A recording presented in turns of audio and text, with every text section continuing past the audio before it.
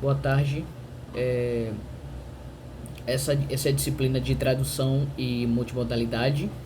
E nessa disciplina, é, é, eu gostaria de abordar aí um tema a respeito de como a língua ela pode ser usada aí de, de, de duas formas, né? Uma forma aí de separar, uma forma de separação e uma forma de agregar.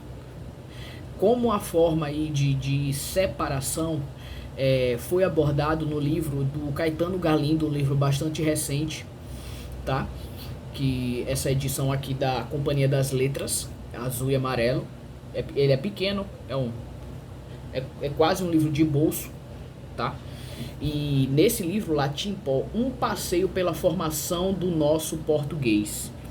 Ele justamente ressalta a diferença da nossa língua para outras e como a gente acaba marcando, estigmatizando muitas pessoas ao longo aí da nossa história do Brasil, pela forma como elas se expressam, por não falarem aí um português padrão, por não falarem uma língua baseada nos atores globais, baseada no Jornal Nacional, que a gente muita gente não para pensar que é um sotaque neutro, né? Eles forçam para ser um sotaque neutro, aquela forma ali de falar muitas vezes não existe de forma natural, porque todo mundo vai puxar um pouco aí da sua identidade de onde veio.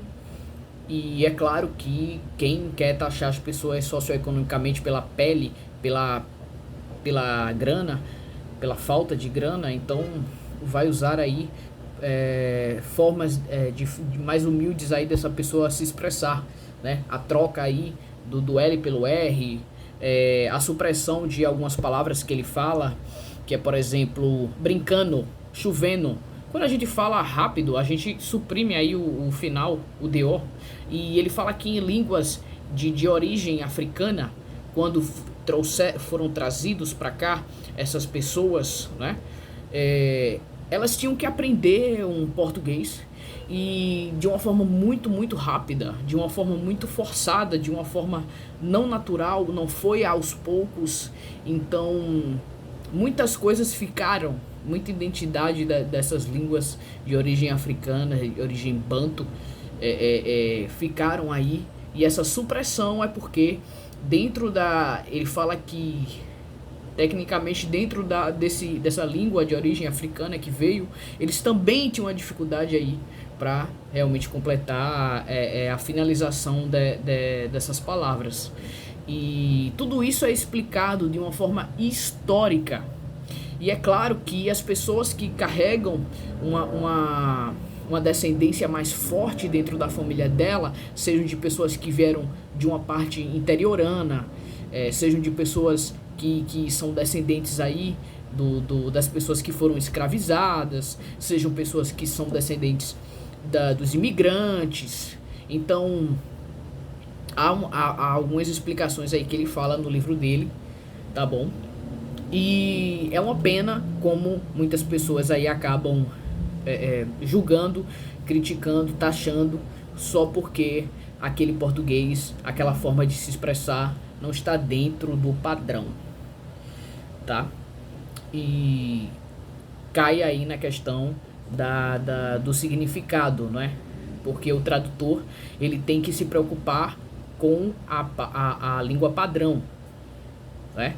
Com a língua usada aí nos textos que se encaixam aí dentro dessas regras para como forma de se basear. Mas na comunicação a gente sabe que na hora de se comunicar tudo acaba valendo. Vale porque quando a gente se expressa, diferente de quando a gente escreve, que quando a gente escreve o tradutor ele vai traduzir automaticamente, ou traduzir automaticamente, não só isso que ele pode fazer, mas antes de ter a inteligência artificial, a gente poderia já corrigir, é isso que eu queria dizer, foi um ato falho, mas a gente poderia corrigir os erros, são corrigidos automáticos, não é? Na escrita, até no celular é corrigido, Então, muitas vezes,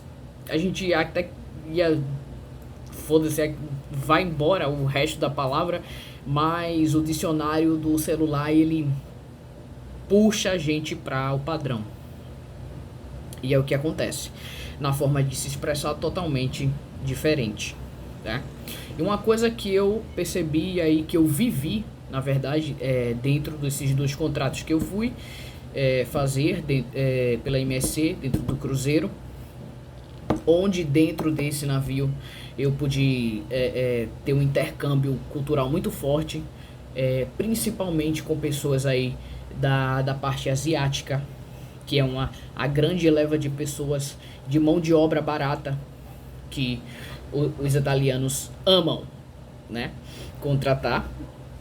A gente basicamente constitui muita gente também, os brasileiros, mas é porque também na temporada brasileira, né, eles são obrigados a nos contratar e tem uma porcentagem, parece que é 30%. Mas eles gostam mesmo dos asiáticos, que eles são muito respeitosos com os chefes. Eles realmente têm um respeito muito grande com quem está acima deles, até com quem está no mesmo nível. Eles são a cultura oriental. Dentro dessa cultura oriental, então, eles falam inglês aí de uma forma muitas vezes marcante, fica muito marcante. O R mesmo, eles não conseguem puxar o R retroflexo, que a gente chama que o R caipira, não é? Então, às vezes eles, no lugar de falar problem, eles falam problem. E fica assim. Eles não conseguem fazer um R, esse R bonito, é um R que a gente puxa para trás e fica mais parecido com o R de quem fala inglês, não é? De quem é fluente, no caso nativo. E essa língua dentro dentro do navio, que é a língua oficial, é o inglês, a gente se comunica em inglês lá, mas é um inglês muito misturado, sabe? E acaba que as pessoas, todo mundo se entende, todo mundo se comunica, todo mundo usa as mesmas expressões, todo mundo fala. E essa intenção aí de unificar, não é ninguém julga você porque você falou problema, ninguém julga você porque você falou de uma outra forma. A gente faz o máximo lá para tentar entender o problema daquela pessoa, tentar entender ali para trabalhar em equipe, para resolver. E não tem questão de taxar aí a outra pessoa pelo lugar de onde ela veio, sabe? Pela cultura dela, de forma alguma.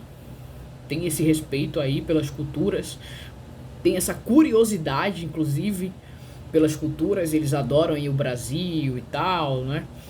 E a gente também se comunica muito, então vira assim um naviês, sabe? A gente brinca, inclusive, que não é inglês, é naviês.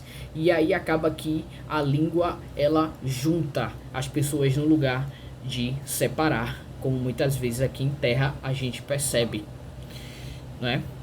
E tem inclusive várias expressões, palavras que são usadas só dentro do navio, né? Como por exemplo mamagaio, que vem de origem indonesiana, que significa aí o cara que não quer trabalhar, né? É o cara que fica enrolando e tal no serviço. Ou por exemplo banana, que significa muito trabalho, quando acontece assim, tá num dia que, nossa, deu tudo errado e tá lotado de prato a pia, tá lotado de passageiro lá fora, faltou comida lá, no caso, onde eu trabalhava, que era no buffet.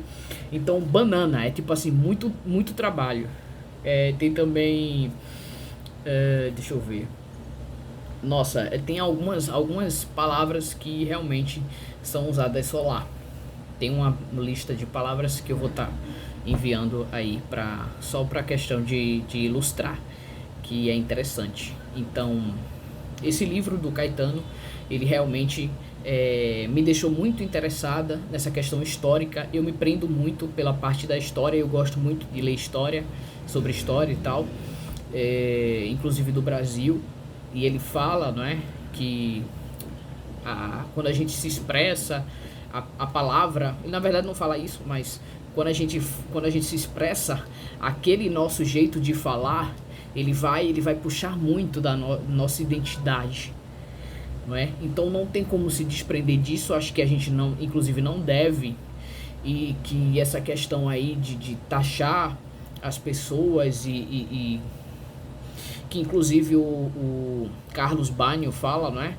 No Preconceito Linguístico e na Língua de Eulália, que foram 2 livros altamente abordados aí na área de letras, no curso de letras. Inclusive eu li.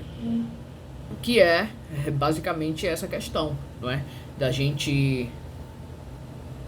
Cara, é justamente abrir os braços aí e englobar toda essa forma de falar aí, que é dessa forma, tá? É claro que a questão do padrão, da língua padrão, ela vai servir de referência, mas quando ela sai a comunicação é de outra forma. Então acredito que o tradutor, dentro do trabalho dele aí de tradução, ele pode analisar realmente também a forma de expressar. Acredito que vai ajudar muito ele ver aí a forma também da pessoa falar, e implica na forma como o escritor, a época histórica que ele vai escrever, vai influenciar bastante. E a intenção, se a intenção aí realmente da língua for unificar, vai dar tudo certo, e não importa a forma como que as pessoas se expressam. Eu espero que eu tenha deixado o máximo claro sobre isso. E a questão da disciplina, né, de tradução em multimodalidade me trouxe aí realmente uma clareza muito grande a respeito de como a forma da gente enxergar a tradução em vários ramos de trabalho, sabe? Videogame, inclusive, jogos. Achei interessante essa parte de tentar entender, né? De trazer aí uma tradução que agrade o público, que é um público realmente muito criterioso, um público muito exigente, que é a galera de jogos, né, que joga. Eu realmente não tinha parado para pensar que a tradução, ela tem uma parte muito emotiva, ela carrega aí uma parte muito emotiva, e se você erra aí numa palavra, eu não vou lhe dizer nem errar, não é? Porque o tema justamente aqui não é falar sobre erros, é falar sobre inclusão, mas quando você não consegue se aproximar daquele personagem de alguma forma, daquele contexto histórico, de alguma forma as pessoas elas sentem emotivamente aquilo, e fica complicado quando você quer atender um público específico, seja dentro de um jogo, seja num livro, num texto. O que a gente tem que fazer é um apanhado aí histórico, é um apanhado de quem está falando e qual a posição dessa pessoa que está se expressando, para poder trazer para o trabalho, né? Eu acredito que você vendo a língua aí como forma de unificar as pessoas, trazendo aí para um contexto prático, eu vi que isso dá certo, isso deu certo, sabe? E você vai com essa mentalidade de realmente agregar conhecimento, agregar experiência para as outras pessoas, e acaba todo mundo achando muito legal aprender uma coisa nova aí. E é isso. Muito obrigada. Boa tarde.